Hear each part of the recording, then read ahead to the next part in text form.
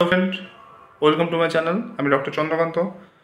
কলা গাছের মজ্জা অর্থাৎ বেনানা স্টেম, তার কি বেনিফিটস, তার কি উপকারিতা, আজকে সে বিষয়ে আলোচনা করব। চ্যানেলে নতুন, চ্যানেল সাবস্ক্রাইব করবেন। চলুন শুরু করে দেব। তো কলা গাছের কাণ্ডের যে মজ্জা, তাকে অনেক সময় থোড় বলা হয়। থোড় খেতে সুস্বাদু এবং পুষ্টিগুণে ভরপুর। অনেকেই কলার কাণ্ডকে বর্জ্য হিসাবে ফেলে দেয়, কিন্তু এর উপকারিতা রয়েছে অনেক গুণ।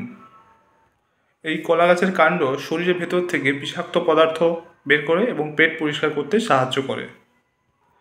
থোড়ে প্রচুর পরিমাণে আয়রন রয়েছে এবং এটা হজম শক্তি বৃদ্ধিতে সাহায্য করে। এছাড়াও থোড়ে রয়েছে বেশ কয়েকটি পুষ্টি উপাদান, যেটা আমাদের শরীরের জন্য খুবই জরুরি। হজম প্রক্রিয়া যেমন ভালো করে, তেমনি কোষ্ঠকাঠিন্যের সমস্যাও দূর করে।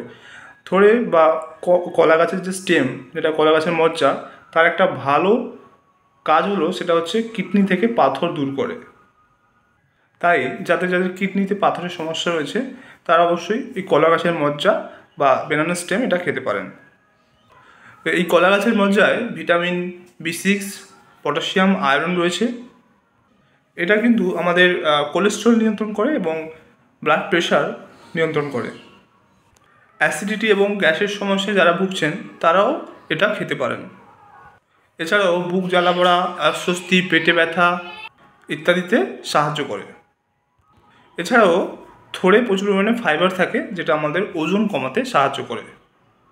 তো এটার একটা ভালো গুণ হচ্ছে, সেটা হচ্ছে গল ব্লাডার পরিষ্কার রাখতে সাহায্য করে।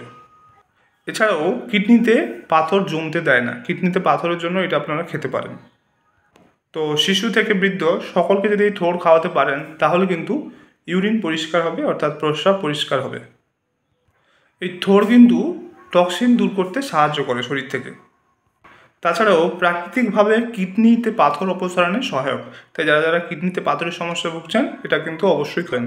তো আজকে জানলেন যে বেনানা স্টেম অর্থাৎ কলা গাছের যে মজ্জা, থোড়, তার কী কী উপকারিতা এবং কী কীভাবে আমাদের সাহায্য করে।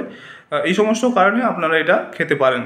এছাড়াও আলাদা যদি কোনো হেলথগত প্রবলেম থাকে, তাহলে ডক্টরের পরামর্শ অনুযায়ী খাবেন।